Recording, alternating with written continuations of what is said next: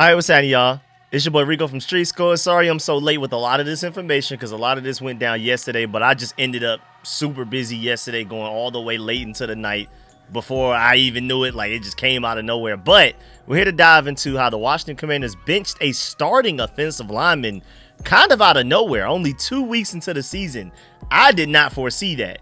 Also, we have an official real injury update for Jayden Daniels, exactly what's going on, where's his progress, and even though he is out versus the Raiders, we got to dive into the fact that he did practice yesterday, as in Friday. So does that make us optimistic about his chances of being able to play against the Falcons? Also, we're going to do a full deep dive into both injury reports for both teams, for the Commanders, the Raiders, who's out, who's questionable, who's good to go, all of that type of stuff. And I have a lot of other updates as well, like the Commanders went to we sent scouts to a specific college football game tonight, and I want to take a look at some of those prospects that we may be targeting there as well. But before we get into everything, stiff arm that like button, stiff arm the subscription button, and stiff arm the bell next to that subscription button so you get notification each and every time I release an informative and opinionated video just like this one. Make sure you stay tuned to all of the content. Appreciate y'all for all of the support. Shouts out to my Watch to the End gang. And I mean, this is 8:50 p.m. I'm seeing Miami whipping up on Florida right now. It's a pretty good feeling as a Georgia Bulldog fan. But you know, this is not like a super late night video, but you know, most of y'all are probably going to be watching this late night. So always shout out to my late night crew. But of course, shouts out to the Watch to the End gang as well. Let's go ahead and dive into this video right now, man. Let's get it. Adam.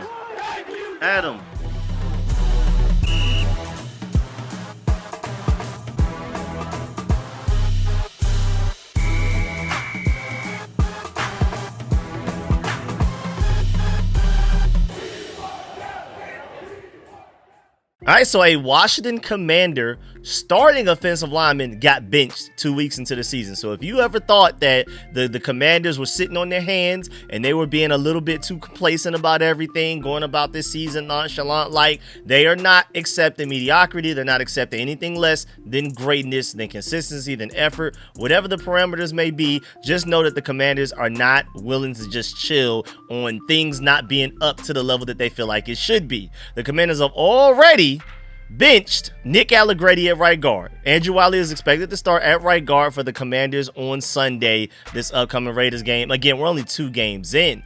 Jordan Schultz was the original source, I believe. He said sources, the Commanders intend to shake up their offensive line on Sunday versus the Raiders, with Andrew Wiley set to start at right guard. Washington has dealt with heavy pressure off the right side in 2 games, and Wiley, who has 88 career starts, is expected to step in and help stabilize things. Of course, Andrew Wiley was just starting right tackle last year. He's a guy that can play like backup swing tackle if you needed to, I guess, even though I really would not want him at left tackle in any situation. I'm cool with him at right tackle, especially with some chipping help from tight ends and wide receivers occasionally, especially against elite edge rushers. And then he can play some interior. I mean, I feel like a lot of us feel like he's a better guard than he is a tackle. So him starting at right guard actually makes a lot of sense. But the whole thing was, if Andrew Wiley starts at right guard, who's your backup swing tackle? I guess it could be George Fant, and that would make a lot of sense, but he's been inactive so far this season. They prefer Andrew Wiley as a backup swing tackle, and if Andrew Wiley's your backup swing tackle, Nick Allegretti has to start at right guard, but that's another domino effect that way, because Nick Allegretti is your only decent backup center. If Nick Allegretti's starting at right guard, now your backup center is Michael Dieter, because we keep having to activate him from the practice squad to be your backup center. Now, with Andrew Wiley at right guard, Nick Allegretti going back as your backup interior offensive lineman, which, I mean, ultimately, when Samuel Cosmi finally gets back, none of this is necessarily going to matter because he'll be starting at right guard, and all of these guys will be on the bench. But until Samuel Cosmi is back healthy, Nick Allegretti, if he's not starting at right guard, now he's your backup center to Tyler Biadasz if he ends up getting hurt. Knock on wood, hopefully that doesn't happen. But, you know, ultimately, this probably is the best move because, again, I'm comfortable with George Fant. If there's an injury, he can step in at left tackle or right tackle for us firmly. And we got to dive into this other tweet that Jordan Schultz made, because talking about Jayden Daniels and the whole offensive line situation, he said Jayden Daniels has dealt with heavy pressure through 2 games, leading to a knee sprain. The team is being extra cautious, not wanting to make any sort of RG3 type mistake, something that's been mentioned in the building. As a result, Marcus Mariota is starting this week, and the Commanders are experimenting with an offensive line change. The right side of the line has been a major concern through the first 2 weeks, even though I would argue it's been more so a Josh Connolly situation than Nick Allegretti from what I've seen, but I could be wrong. But Marshall brings up a great point. He said, I highly doubt Adam Peters and his team mentioned Robert Griffin at all. Nobody in the organization that is here right now was here for that. I completely agree with that. I don't know where Jordan Schultz brought up the organization wanting to avoid an RG3 situation. I highly doubt that was even a reference for this. I know a lot of our fans are saying stuff like that. Don't allow Jayden Daniels to end up like RG3, but I'm pretty sure Adam Peters, Dan Quinn, and none of those guys are even thinking about the RG3 situation. They're going about this how they would, even separate from RG3's existence ever in the NFL. And then John Com also brought up the fact that, as others have noted, Andrew Wiley will start at right guard Sunday, and that meshes with what it's looked like in practice all week. So apparently all throughout practice, ever since that Packers game Thursday night over a week ago, Nick Allegretti has been the backup, and he's also been getting some reps at center to become that backup center like I talked about, and Andrew Wiley has been the one starting at right guard. So a lot of the people, the reporters that have media access and have been able to go to these practices have noticed that Andrew Wiley, it looks like he's going to end up starting at right guard with the way that they were practicing. Now it's official. Shouts out to Mark Bullock. He brings up a good point too. He said, odd situation, because I always felt like Wiley was the better option over Allegretti from the right guard spot until Samuel Cosme got healthy anyway.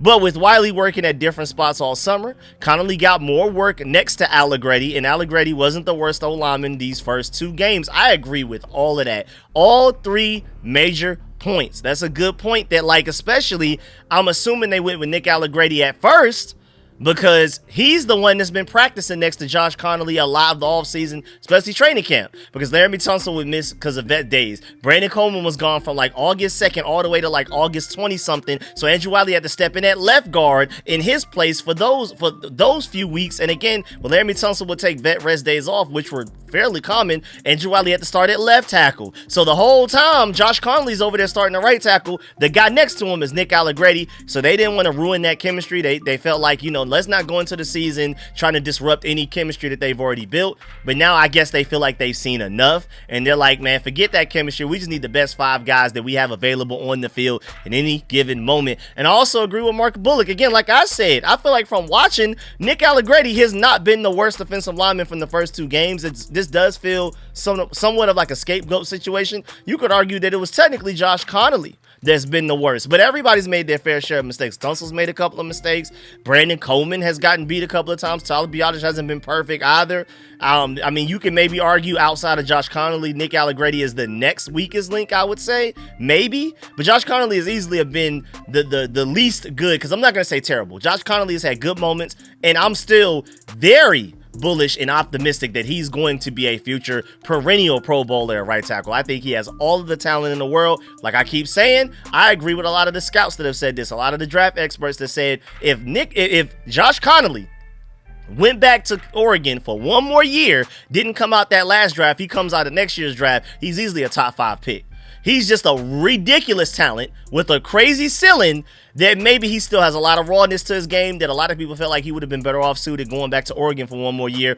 But with the way that the Commanders are set up, we're never expecting to be picking high enough to get a Josh Connolly level talent if we don't get him a year early. So thank goodness we were able to get him at the 29th pick in this past draft, because we got him a year early. So I'm thankful that we got him, and I'm willing to go through the bumps and bruises and all of the mistakes that he has, you know, as a young rookie still learning the game. Especially, again, let's emphasize the fact that this guy is switching from a career left tackle in college to now from left tackle to right tackle.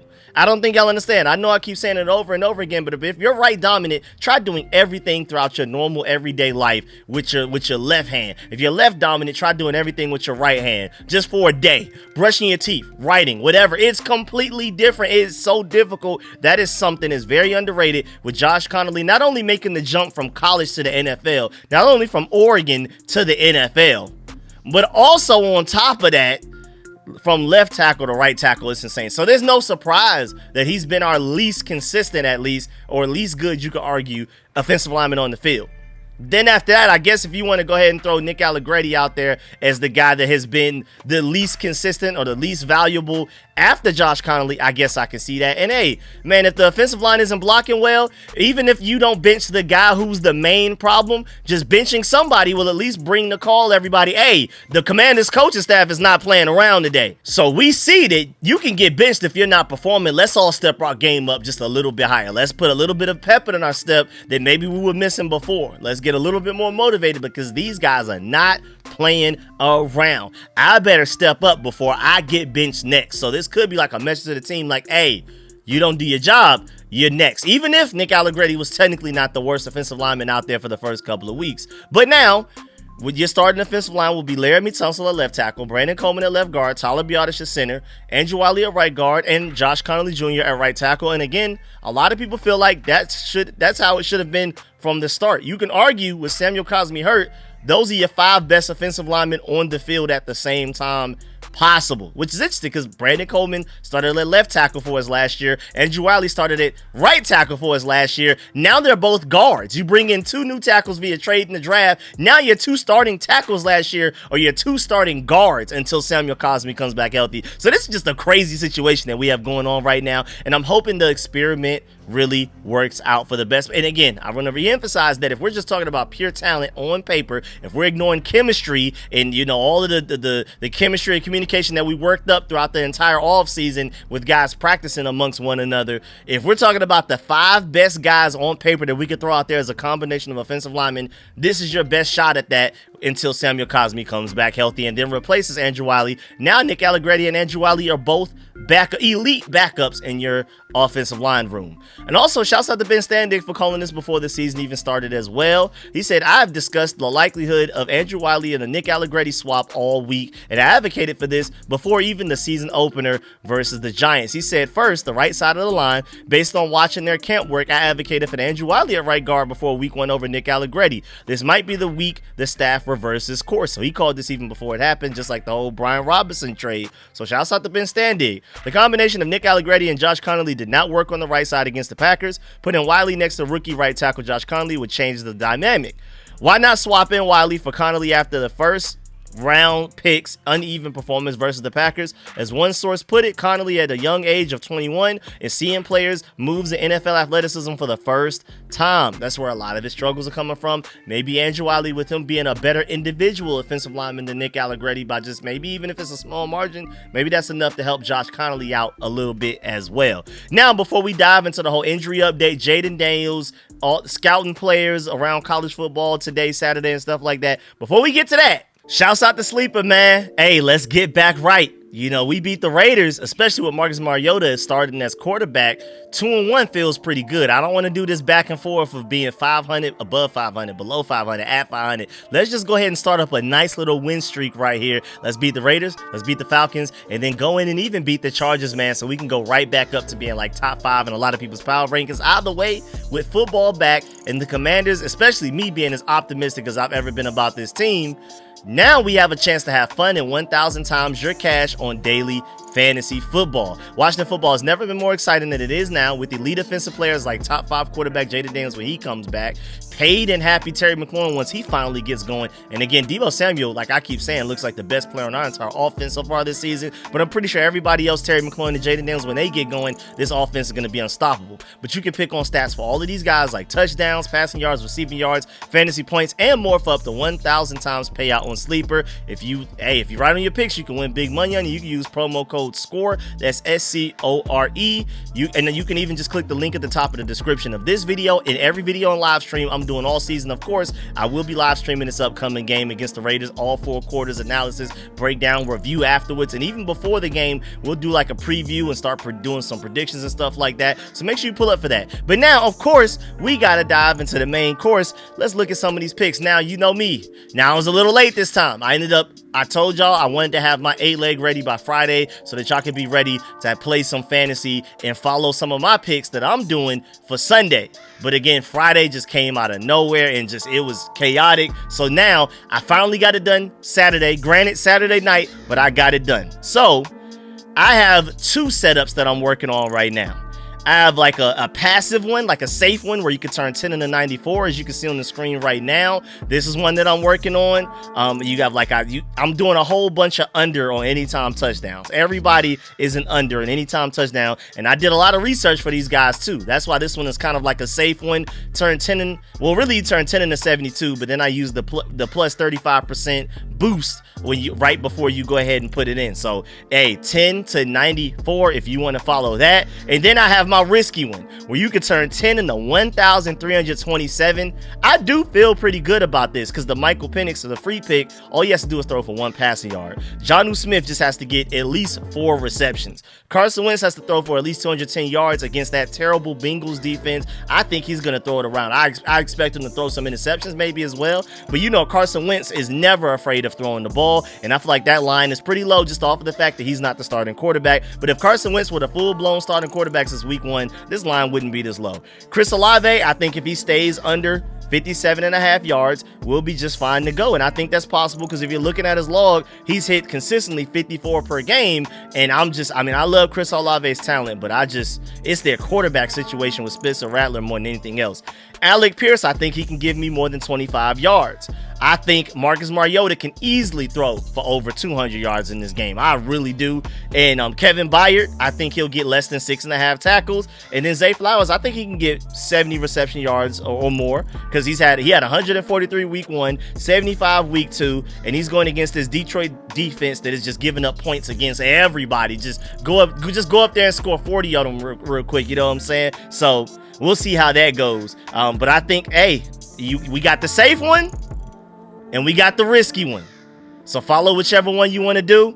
I'm having fun. Shouts out to Sleeper. And again, that's promo code SCORE, SCORE. Now let's get back to the video and dive into these injury updates. All right, so now let's dive into the injury reports for both teams. And it's a fairly short injury report for both sides. It's just sad because we just have several guys that are out, while the Las Vegas Raiders are actually fairly healthy. Obviously, and Adam Schefter even did an update on this. This was huge news that the Commanders head coach Dan Quinn had already decided that Marcus Mariota will start Sunday versus the Raiders. That's tomorrow, but by the time most of y'all are watching this later on today, and just to let you know, the game starts at 1 p.m. Eastern time. I'm gonna start streaming at 12 p.m. so we could talk a bunch of football, go ahead and get some predictions going and stuff like that. In addition to Jayden Daniels, the Commanders also ruled out tight end John Bates with a groin injury. I feel like that's really gonna hurt us more than probably casual fans assume or expect. And then wide receiver Noah Brown also with a groin injury. Both of those guys are out Sunday game against the Raiders. And it's crazy too because Noah Brown was dealing with a knee injury all off season.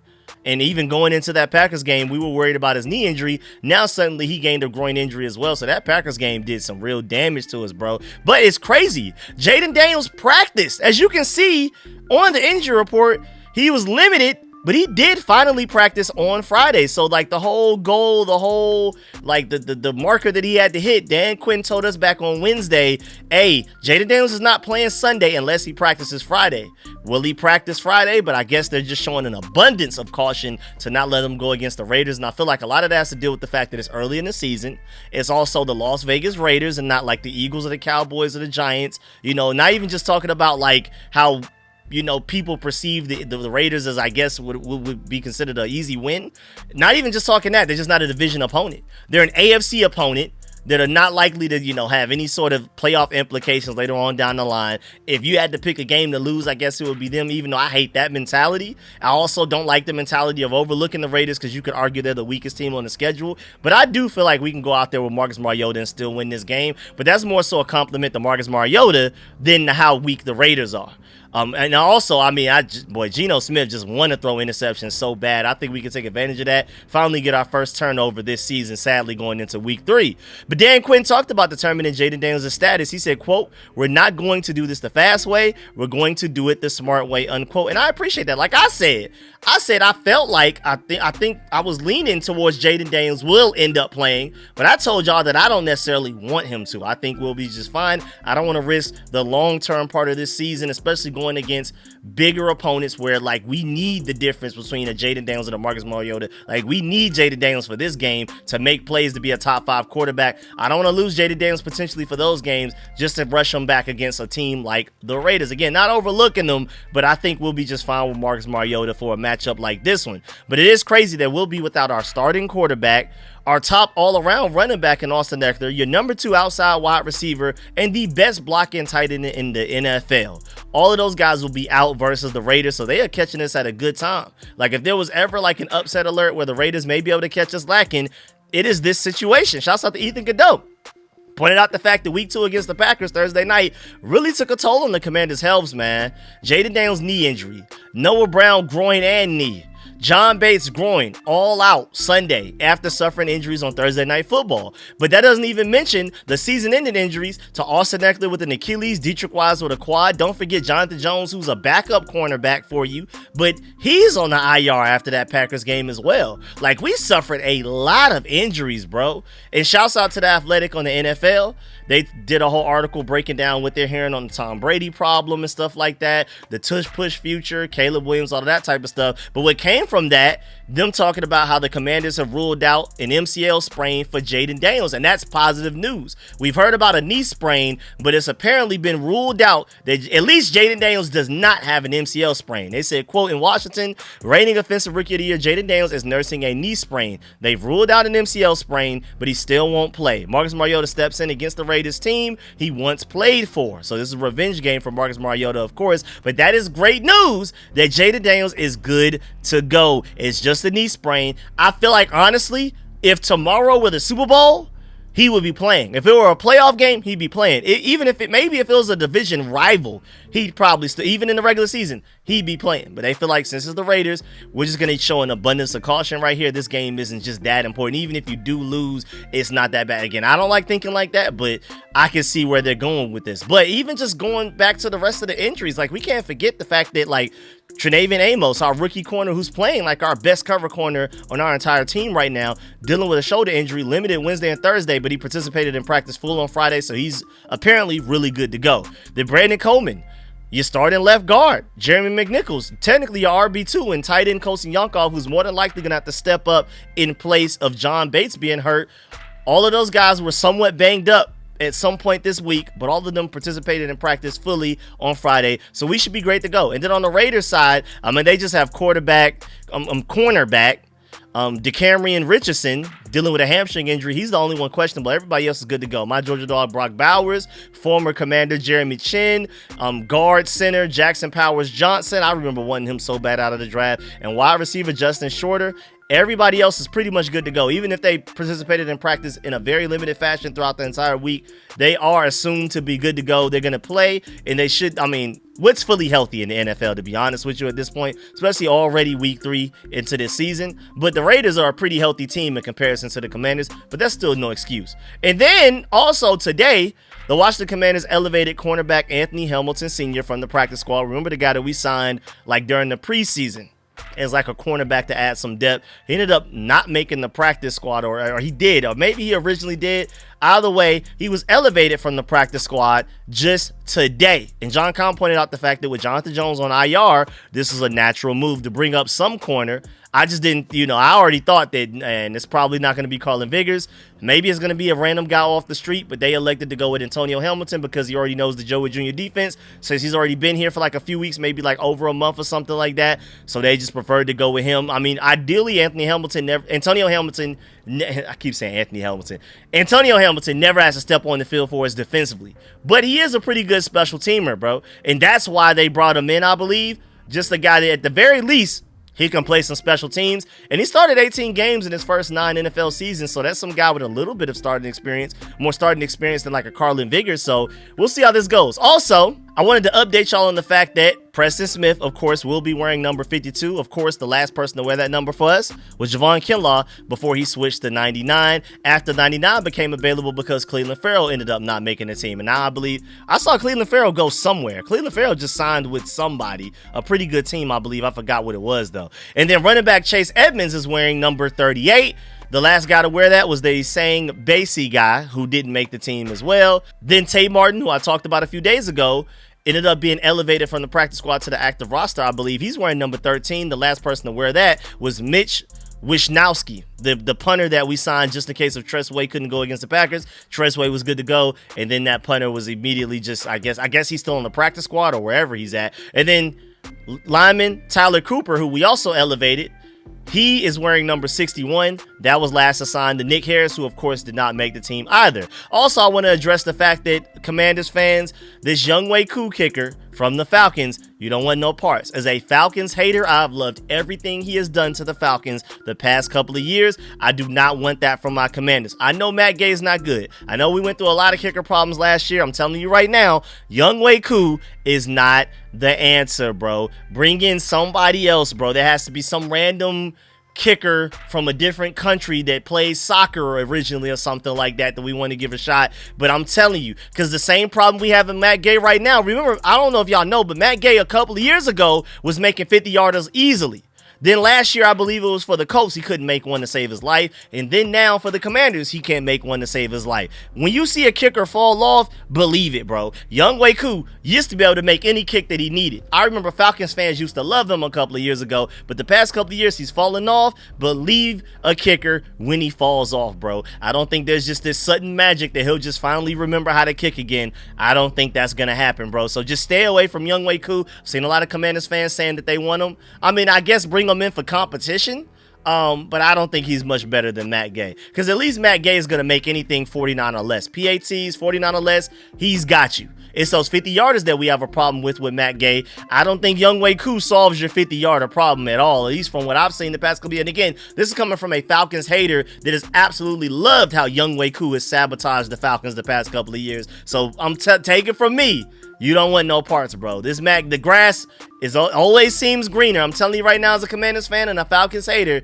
I'll probably stick with Matt Gay at this point and take my chances with him. I mean, I would love to bring in some kicker competition in general. I just don't think Younghoe Koo is the answer. And then lastly, before we get up out of here, Ryan Fowler tweeted that there is heavy NFL presence at the Texas Tech and Utah game that went down earlier today. Now, of course, we're going to send scouts to a lot of these games. Like, of course, the Miami and Florida game, we probably send scouts to those. But I'm only breaking down and bringing up the ones that are, like, confirmed from sources like Ryan Fowler. He's typically one of the people. And Ken Johannesson at Burgundy Burner. Those guys are always the ones that are typically updating us on, hey, the Commanders sending scouts and certain, coaches and front office guys to these games specifically. But you had the Commanders that were one of the teams that were, you had the Broncos, Chargers, Giants, Ravens, Seahawks, Eagles, Patriots, Falcons, Dolphins, Browns, Jaguars, and of course, most importantly for us, the Commanders. Now, I feel like the majority of the reason that they went is because Utah has two really good tackles, especially Spencer Fano, who I think is going to end up going in the first round, maybe even within the first 10 picks. He's that good at tackle, even though I don't think that's what we're looking for. I think we're going to end up extending Laramie Tunsil. I think Josh Connolly, these growing pains he's going through right now, he's going to work those out as the season goes on. He's going to become a perennial Pro Bowler, I think, sooner rather than later. So I don't think tackle is a problem, but Spencer Fano and even Caleb Lamu, that's another really good tackle that they have on their team. They also have a safety and Teo Johnson that may go somewhere in like maybe the third or fourth round or something like that. Lander Barton, they have a few talented names over there. And then with Texas Tech, I mean, you have the tight end Terrence Carter. Maybe they could be looking at him as like a mid-round option. Linebacker Jacob Rodriguez, that Lee Hunter kid that's a defensive tackle. Quentin Joyner at running back maybe, you know what I'm saying? There's just a lot of different names. Of course, there's some names that I didn't bring up that maybe they go out there and ball out the remainder of this college football season, and now they've risen past these names that I've already given you in like draft rankings and things like that. And maybe they're somebody that I didn't mention as a guy that we could potentially target from this game. But those are just some of the more notable names that we're aware of right now. Of course, my Georgia Bulldogs, I can tell you about everybody on the roster. With these other teams, I can only tell you about the guys that are ranked fairly high draft-wise. But just to kind of give you an idea who we're targeting again, of course, I have Super Bowl aspirations this year, so I'm not diving into draft talk. I'm definitely not doing any mock drafts and any like sort of extensive work draft-wise, but I just wanted to make you aware that when these things come up, these are just some of the teams the Commanders are targeting. You know, use this in your barbershop argument or whatever, or just keep this in the back of your mind by the time we get to the offseason. These are some of the teams and the players from those teams that the Commanders have been looking at throughout the season. But yeah, man, that's the end of this video. Please get in the comment section. Let me know if about everything discussed video. Please still follow that like button, still follow the subscription button, still follow the bell next to that subscription button so you get notification each and every time I release an informative and opinionated video just like this one. If you're still watching me right now, really appreciate you. Salute you personally. Shouts out to my watch to the end gang, man. Y'all are some real ones. Shouts out to my late night crew, because I'm pretty sure most of y'all are watching this are probably going to end up being the late night crew. So shouts out to y'all as well. Leave a like on the way out. And of course, let me know in the comment section how you feel about everything discussed in this video. If I somehow find time between now 9:30 p.m. and before I end up starting the stream at 12 p.m. for this Raiders game, I will do a preview video. I just don't want y'all to bet on it or bank on it. So just assume that I will not do it. But, you know, I would like to. We'll see. But just don't assume I will. And I'm sad, too, because I had a bunch of interesting stats and matchups already. That's just stuff I'm probably just going to have to bring up going from 12 p.m. to 1 p.m. before the game starts. I'll already start streaming an hour early. Maybe then I can start to give you a lot of my notes. I wanted to do it in a video form, but I guess just pull up for the live stream at 12 p.m. And I have a lot of really interesting stats, bro. Like one random stat where Aston Genty has generated 84 yards after contact, but for the season he has 81 total yards. He has more yards after contact than actual total yards this season. That's how bad this Raiders offensive line is, but that's also how good Aston Genty is. And my main point is, do not let Aston Genty beat you in this game. Due to the Raiders offense, what other defenses have done to them so far this season, do not be that one team that finally lets Aston Genty get going. So I just have a bunch of stats like that. I have stats that break down why this is finally the Terry McLaurin breakout game potentially, and his history against Raiders DBs and stuff like that. Like I have so many stats. I can't wait to get this to y'all. If I can squeeze in a video sometime later tonight, like 3-4 a.m., I will. But more than likely, just pull up at 12 p.m. before the game starts for me to give you all of those stats and matchups and things like that. I even want to dive into this whole Tom Brady situation, how it feels like the Raiders are cheating to where he's helping them, but at the same time, he's taking part in like NFL. It's crazy stuff. So we're going to dive into all of that and more at 12 p.m. Hopefully, maybe if I have enough time to get a video done before that. But man, I'm talking myself in circles. Let me know in the comment section how you feel about everything discussed in the video. I'm going to go ahead and dip up out of here. Leave a like on the way out. Catch y'all later. I'm out.